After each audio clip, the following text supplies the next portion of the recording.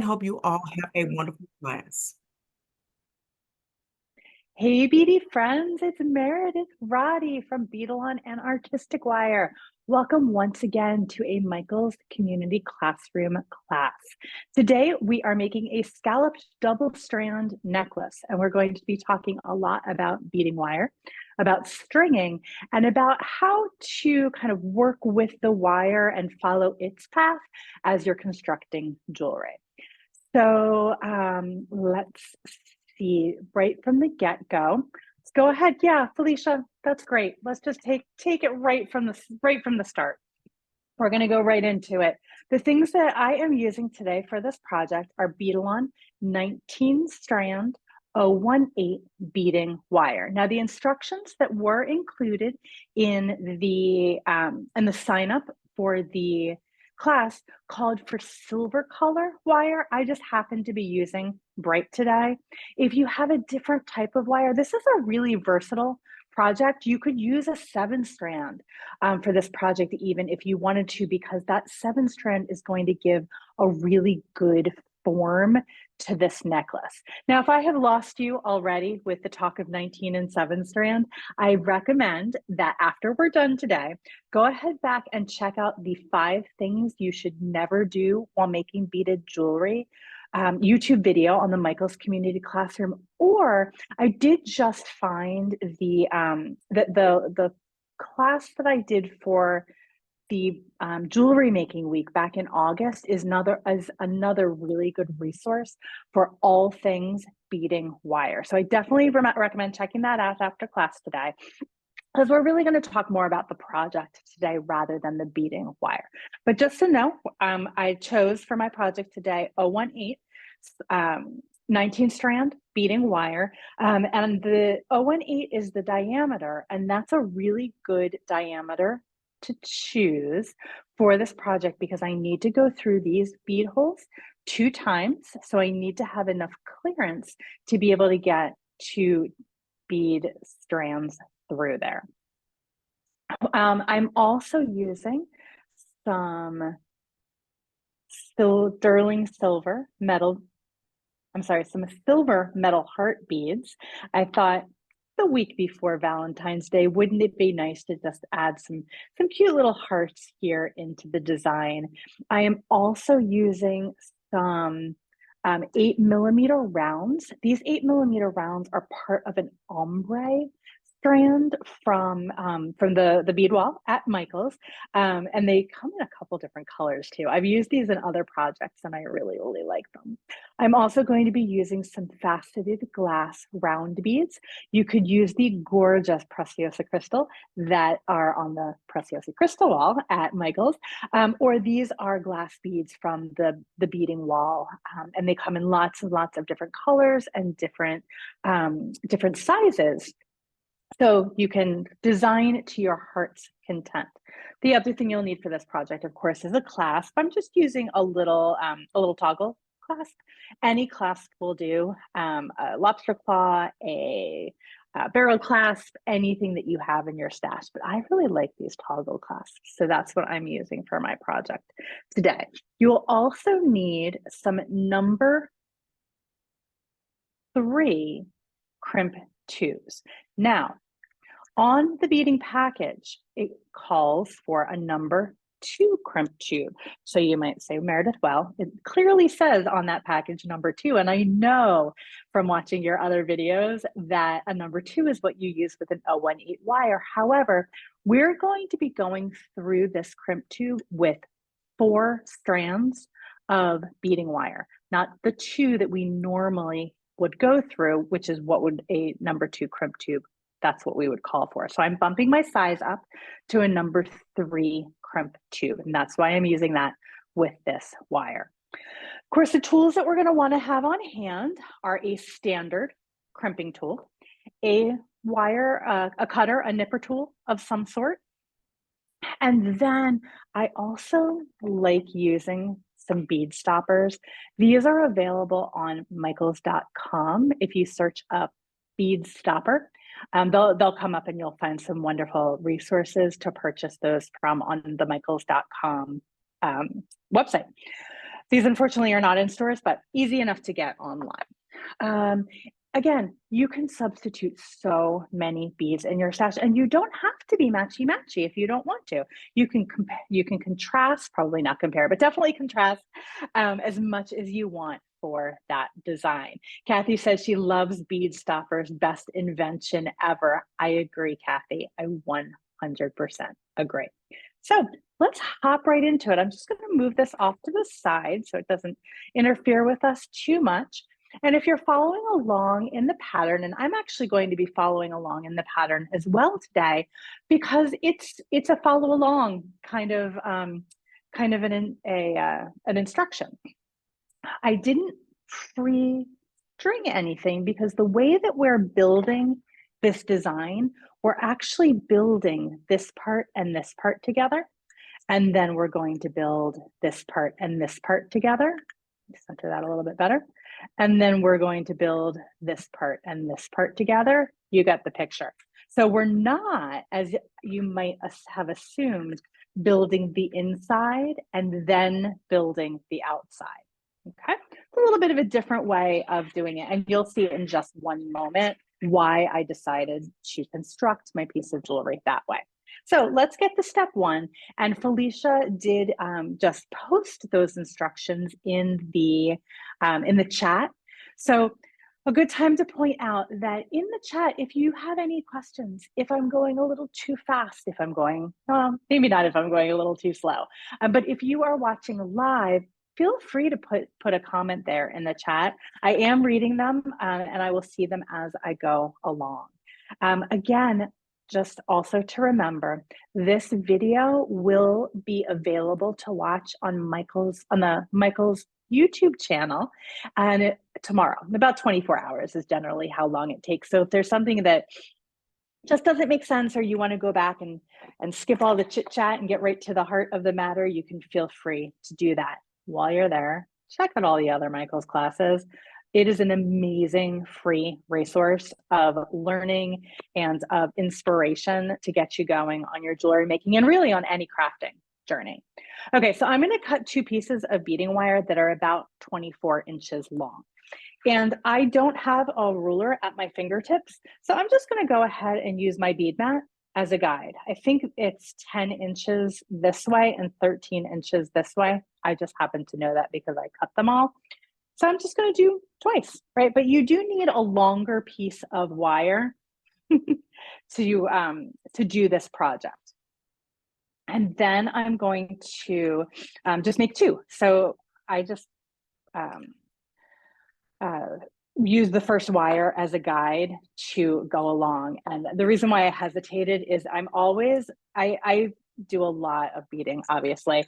And the 19 strand 018 wire, and this one in particular, it just feels really nice in my hand. It's really smooth. I don't know. I usually use 49 strand. So having a nice little 19 strand moment that you guys were ready to we're part of. Okay, so now what I'm going to do is I am going to attach a bead stopper on the end of both of those wires. Now, I could do 1 bead stopper together, sure, or I could do 2 separately. And for right now, I'm going to do 2 separately. Maybe I'll do 1 together. We'll just do it together now and see what is more comfortable for me. So again, and I always try to remind people in classes, take what the instructor says and make it your own.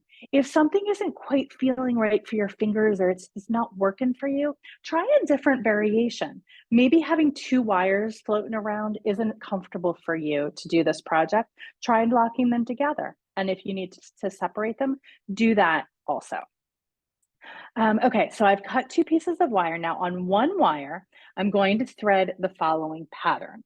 And I have my beads over here to my left, loosely laid out on a beading board. I find that it's always is a strong word, often very helpful when I am doing designing, especially when I'm designing a pattern, to have everything laid out. And it's kind of like best laid plans, right? Sometimes I go with what I have pre-laid out. Sometimes it just serves as an inspiration for me. But what I am going to do is I'm going to take one of those wires. I'm just going to hold on to the other one so it doesn't get in the way. And I'm going to follow the pattern. I'm going to thread on one crystal, one light pink round bead, one crystal, one pearl. Did I mention the pearls in the original ingredients list? If I forgot the pearls, I apologize. Brenda says this would be a beautiful necklace for a wedding. 100% yes. Okay, so one pearl, one 6mm round crystal, one silver heart bead. Oh, I apologize. My eyes jumped forward. Scratch that. So we are doing one pearl, one round crystal, one light pink round, and one round crystal. I was like, that didn't feel right. I know that the heart beads don't come until the other one. I do have a couple of beads mixed into my mix. So I'm just going to go ahead and move those down to the end of my wire to get them out of the way and make sure that now I'm going to be using my other wire to string up. So on the outer wire, I'm going to thread the following pattern. It's a little easier. 3 6mm round crystals. So 1, 2, and 3. One silver heart bead. This is where our silver heart beads come into play. 3 more 6mm crystals. So a great way to sort out my beads also. I have a couple beads that jumped in. They wanted to be a part of the mix. 1 heart bead, kind of getting the rhythm of what's happening here. And then I'm going to finish again with 3 round crystals. So 1, 2, and 3.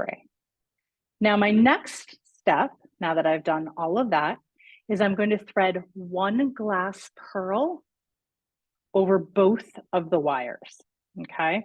And you can see that that pearl has a real nice big hole.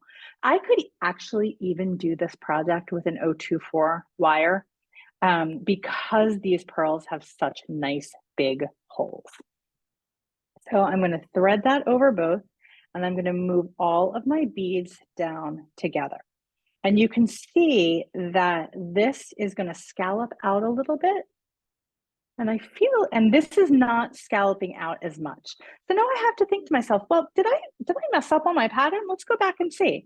So we've got a round crystal, a light pink, a round crystal, a pearl, a 6mm round, a light pink, and a 6mm round. Nope, that's right.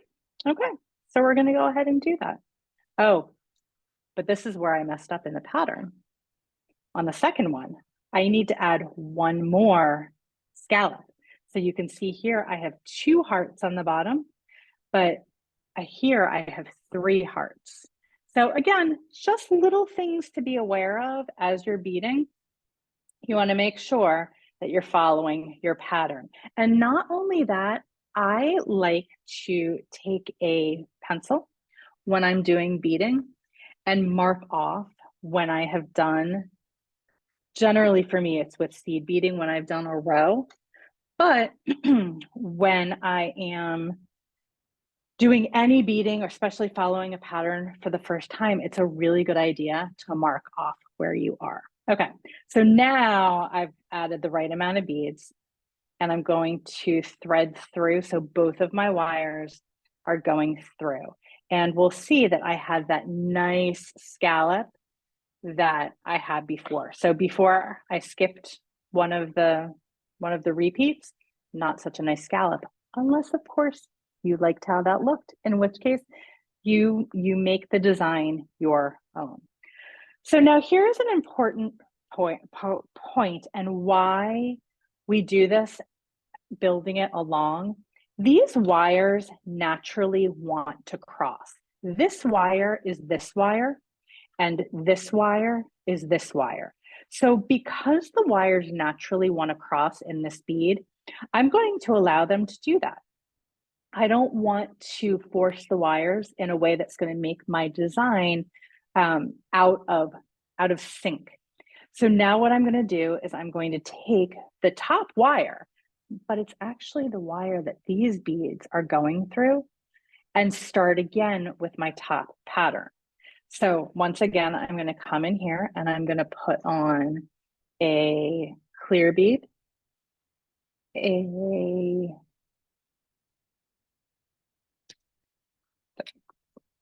to grab a couple of these beads here, a clear bead, a lighter bead, another clear bead, and then a pearl. Again, remember, it's important to follow the pattern, but you don't have to. I say it's important if you want it to look exactly like the model, but go rogue. I'm actually even going a little rogue here because I'm using a different color pattern for my beads. Here I started with lighter beads. Here I started with darker beads. No big thing. No big thing. Okay, so now I'm going to wait, and it's actually a great idea if you want to put a bead stopper here, because now we're going to be working with this string. If you're feeling frisky and you have confidence in your abilities to make sure that those beads don't fall on the floor, you don't need to put a bead stopper on. But again, I would be an irresponsible instructor if I told somebody that they shouldn't use a bead stopper and just trust that the beads are going to stay where they are. We all have well, we don't all, but many of us have furry friends who like to come over and play with our beads. There's always the possibility of standing up and flipping over your bead tray. I like to sometimes work when I am sitting on the couch and the doorbell rings unexpectedly or something happens. You just want to make sure that these little bead stoppers hold your beads in place so we don't end up with a beading disaster. So I'm going to go ahead, and I've noticed actually when I do this pattern, I tend to forget that third repeat often. It's no big deal.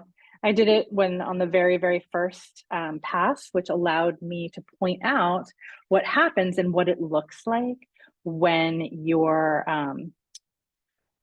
don't add another repeat.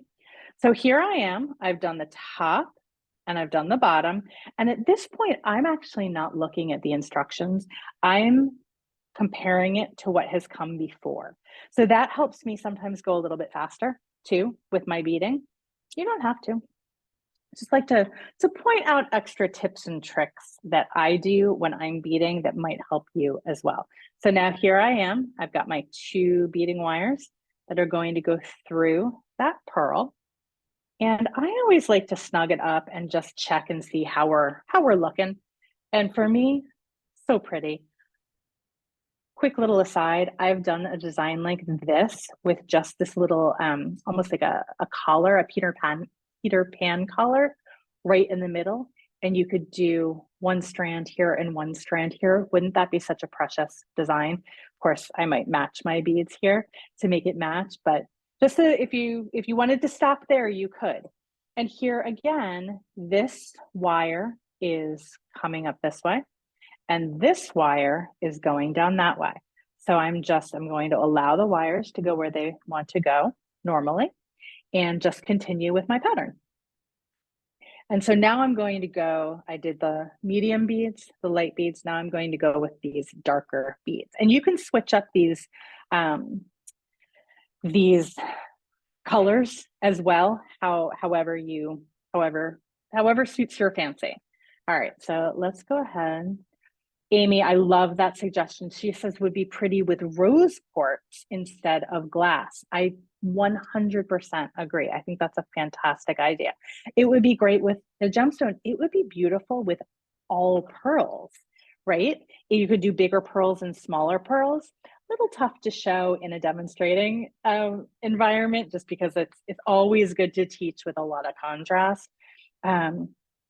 So I did this with Valentine's Day in mind, but St. Patrick's Day is coming up in March. You could do green for St. Patrick's Day, or a mom's child's birthstone colors for Mother's Day in May. So all kinds of different ideas and different places that this can go.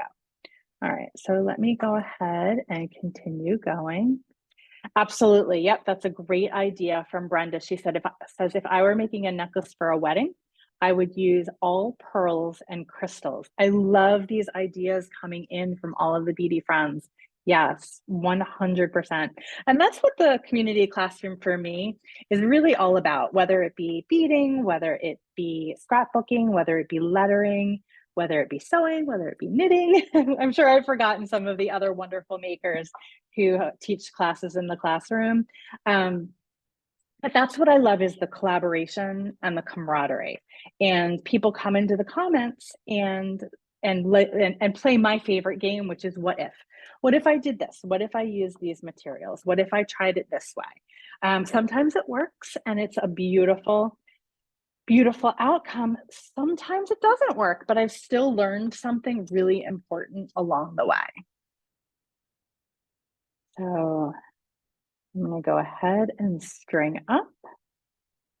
And now, once again, I have reached the place where I can add a pearl over both of the wires. So I'm going to come in here, and I almost always do this with both wires at the same time. If that's a challenge for you, please feel free to do it in a way that works for you. Okay, so now I've done 1, 2, 3, 1, 2, 3, and I'm coming to the center part of my necklace. Okay, so 1, 2, 3, 1, 2, 3. So this is the center part of my necklace. I'm just double checking where I am here, and I'm going to keep on keeping on. So once again, one wire is going this way, one wire is going this way. And I'm seeing in the instructions right now that, and Beth called me out, yep, thank you very much. I'm missing something, right? Because we're looking along here and we're looking along here. I made the front of my necklace a little different. I wanted to put a little bit of a little something extra to it. So I added an extra, or really 6 beads, 3 beads here and 3 beads here, to make this part a little flatter. You can certainly do that if you want, and I'm going to show that here in the example. Bottom is exactly the same, top needs to change a little bit, because what I did is I added an extra pearl purely by design. This is not a function step here. This is just a form. I wanted the center of my necklace to be a little bit different. And that's why I did that. Okay. The important thing though, is that you want to mirror that on the other side. So if you notice that something is missing, I just took it out, and we're going to start again. There is a method to my madness. Sometimes it's madness, sometimes it's not so mad. But I'd like to think that sometimes there's a method to my madness. All right, so here we are in that center point. And I just made it a little bit different just for fun. And again, my wires went across, so I'm letting them do that naturally. I'm going to move this over a little bit more into the center. And now all I need to do is follow the opposite pattern all the way back. So I'm going to go ahead and do that. So, and again, that middle part is just a little bit different. I added 1 extra bead. again, just as I was doing the design, I was probably feeling a little that it was maybe a little too boring, a little too shallow, a little too one-dimensional. So the designer in me said, hey, let's add a little extra something, but I wanted to make sure that it was the same on both sides. And a good reminder that if you have to run or if you want to watch this class again, it will be available in about 24 to 48 hours on the Michaels YouTube channel. And again, I cannot stress it enough. So many wonderful resources on that Michaels YouTube channel, not just in the community classroom, quite honestly, but anything that you want to make, anything that you want to learn. They have done such a wonderful job of making that available to everyone. I've watched a lot of those videos, and I've enjoyed all of them. It's a really, really nice resource for us beaders and us makers to have. I don't know about you, but I love beading. That is my first love. But I make a lot of other things also. So I've definitely used those resources for myself, not only as a beader from Beadalon, but also as a crafter from planet Earth. Yes, instead of a pearl, making a big statement pendant or even a small pendant, you could do a really pretty wire wrapped design and have that hang down. Yeah, I love that idea. Yeah, so many different things. You could even do Michaels now has really pretty lampwork beads. You could do a lampwork bead as a focal. Gosh, the possibilities really are limitless. All right, so I'm going to come over here and I'm just going to double check. Is everything symmetrical? You guys help me out. Everything looks symmetrical to me. Hopefully my eyes are not deceiving me. I'm going to come on over here and put that here. And I'm going to go ahead, and it won't take me very long. So I'm going to go ahead and just keep on stringing that second side of the necklace and letting that wire again go where it wants to go. I'm not forcing it in a different way. You could design the necklace that way. It would just have a little bit of a stiffer feel and a little bit of a ripplier. How's that for a good word? A ripplier look to it. And if that's what you're going for, that's perfectly legitimate as well. But as I'm doing this, if anybody has any questions about, oops, that's the wrong color, isn't it, Meredith? About stringing, about beading, about really stringing or beading. Those are my areas of expertise today. Please feel free to just knock them out in the comments and see if it's something that maybe can spark some discussion among our live viewers, or if it's something that people who are watching on the replay might be interested in as well. Because you can always join us live by signing up on the Michaels website in the classes page. And again, that's where you'll find everything from jewelry making to jewelry making to lettering and everything in between. Is that far enough away from jewelry making? I don't know. Jewelry making to sewing to everything in between. All of the classes are there. So that is how you sign up live to join in the classes, by first going to the Michaels site and then signing up there. Oh, here's a great question. Oh, Sherelle says, it's my first time learning jewelry making. So I'm asking if it's hard to use the wire or easy to work with. It's a fair question. It's a really good question. So everything takes practice, right? There's a learning curve to anything that you do in life, whether it's cooking, whether it's beading, what have you. There's always a little bit of a learning curve. If you learn the proper techniques of how to use the wire and how to crimp, which I'm going to show you at the very end, the right way, I will say that it's pretty easy. Where people really run into a challenge is by not knowing how to finish their jewelry off correctly. And that can be frustrating. And the last thing that I want anyone to ever have is frustration when they're making jewelry, because this is supposed to be enjoyable. This is supposed to be relaxing. It's supposed to be fun. It's supposed to be a good hobby, or maybe this is your livelihood. Maybe you're a jeweler, you decided you wanted to be a jewelry maker for income, right? It's a great way to supplement your income by selling your jewelry. Lots of different places and ways to do that, right? So where was I going with this? I went on a big diversion. But you want to make sure that you know how to do things the right way, and then they won't become frustrating. And we're going to go over that in just a second. Susie has a great question. She is asking, are the beads and wire all right to wear for someone if they have sensitive skin? I'm going to defer to well, for the beads at least, I'm going to defer to a Michaels professional to answer that question. I cannot speak one way or the other on behalf of the beads that are purchased at Michaels.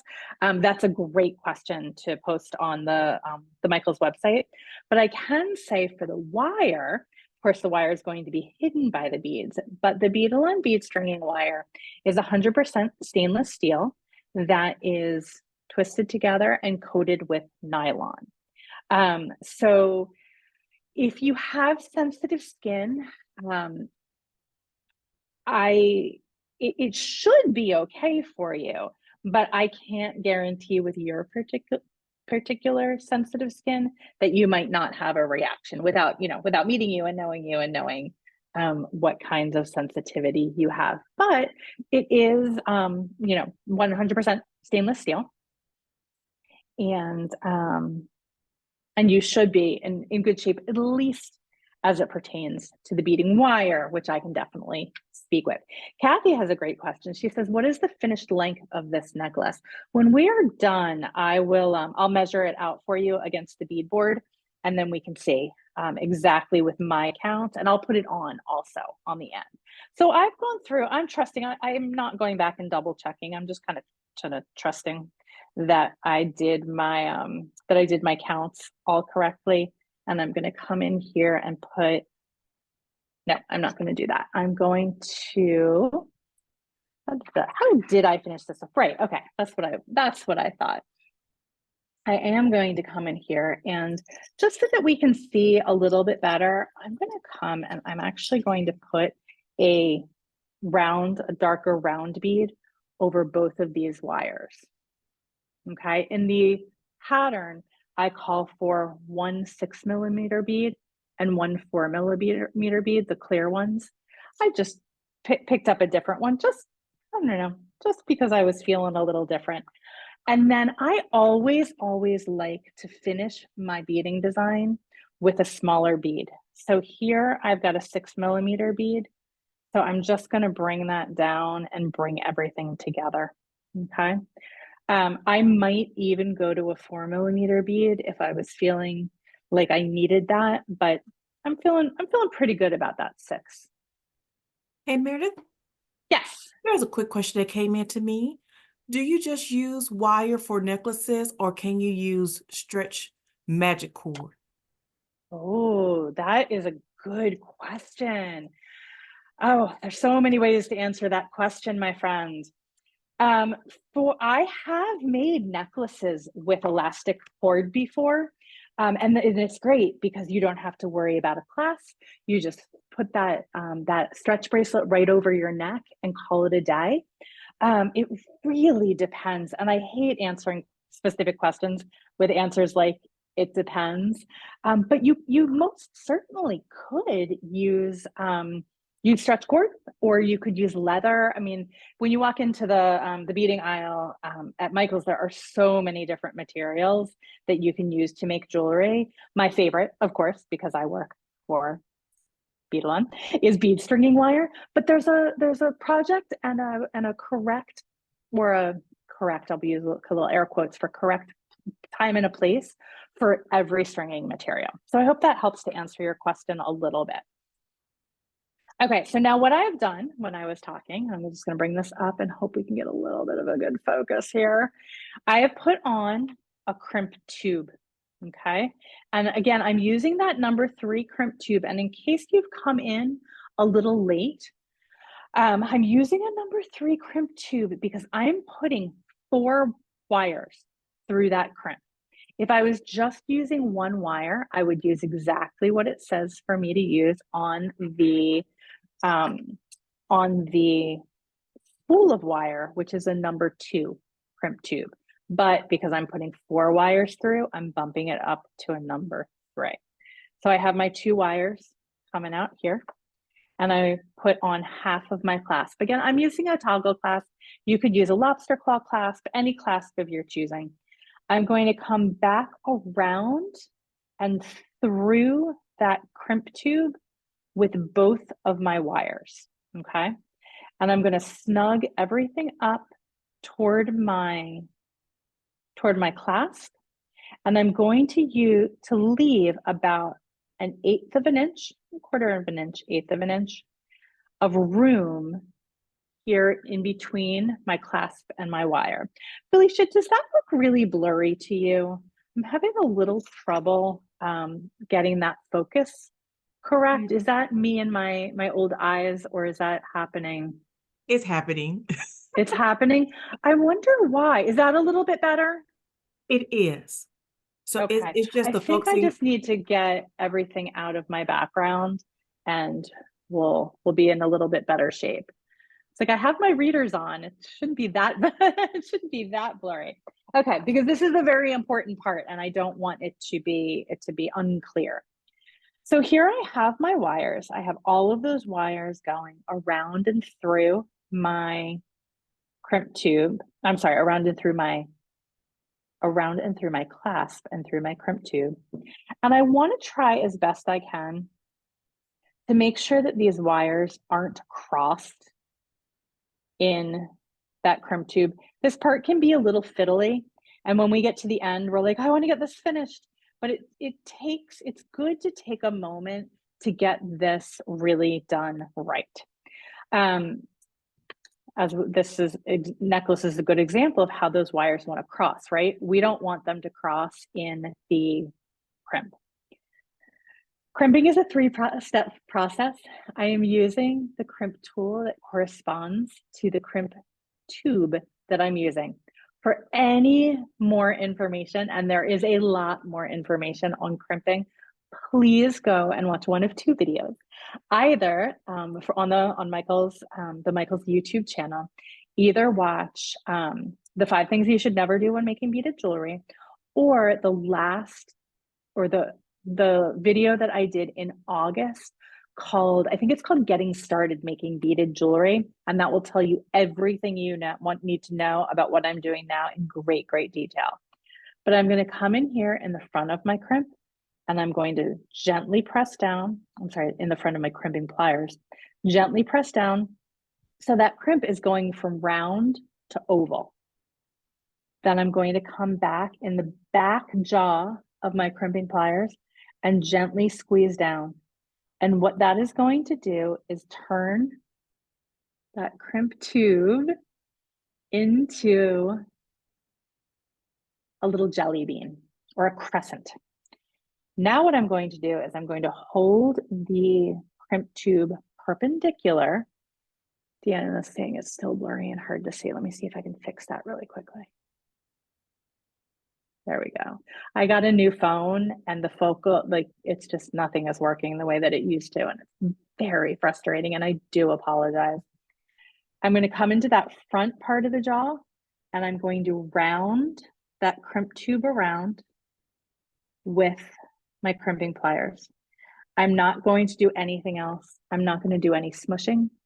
I'm not going to do any additional work because I'm going to give a little yank, and my crimp tube is perfect. I don't have to do anything else to keep my wire in place. And I'm going to trim those extra wires with my cutters. Be sure that you don't cut the wires off of your project. It's happened to the best of us. But now I'm going to go ahead and we're going to repeat that on the other end. But what we're going to do is move all of the beads and tighten them up. And I use the word tighten very loosely. See what I did there? We're going to move all of the beads to the other side and lay this out as if it were going to sit on my neck. Make sure everything is nice and in order. I want it to be tight, but I don't want it to be so tight that my wire doesn't have room to wiggle or to breathe. I'm going to tighten again, just move these beads, and I'm not doing it me, and I'm not doing it so tight that these beads can't dance. And now I'm going to do the same thing on this side. So I'm going to come in here and I'm going to bring both of these wires together with an 8mm bead. And then I'm also going to string a 6mm bead over. If you wanted to put words, Meredith, if you wanted to put a seed bead over this, that would be okay too. I'm wondering if I just bump my phone up just a little bit, if that might help this problem too. So once again, I'm going to take that number 3 crimp tube. I'm going to put it over both of those wires. I'm going to find the other half of my clasp. I'm going to string both of those wires through that other half of my clasp, around and through the crimp tube. Now, when we did this on the first side, there was a lot of extra room that we had to work with. Here, we don't have a lot of extra room. But what I was able to do is to pull those 2 wires also back, not only through that first bead, but also back through that second bead. And I'm just going to go ahead with my pliers and tighten everything up. Once again, I don't want things so tight that my wire doesn't have room to dance in here. I do not want to pick this straight up and get everything as tight as humanly possible so that I don't see any wire. It's very tempting to do that because as perfectionists, we don't want to see any spaces in here. But the problem with that is that if you don't build movement into your piece, one of a couple of things is going to happen. But generally, the worst thing that's going to happen is there will be so much stress on your project that your wire will end up breaking. And we most certainly do not want that. So we definitely want a little bit of extra room built in to this project. So let's talk about the crimping again. If you look at the crimp tool, you'll see that there are 2 different slots. There's the front slot that is rounded, and then the back slot that has a little bit of a dimple in it. We're going to start in the front slot and crimp down. And again, see how I have about an 1/8 to 1/4, it's about an 1/8 of an inch in here, so that this is not right up against my clasp. I'm going to come back in here in the back part of the jaw and give another little squeeze. Last step, perpendicularly to the front of the jaw. Clasp out of the way. I used to really be able to get up here nice and tight and have you be able to see what's happening. So much for a fancy new phone, right? And I'm going to come around here and rotate my wrist around and around and around. And no more smudging.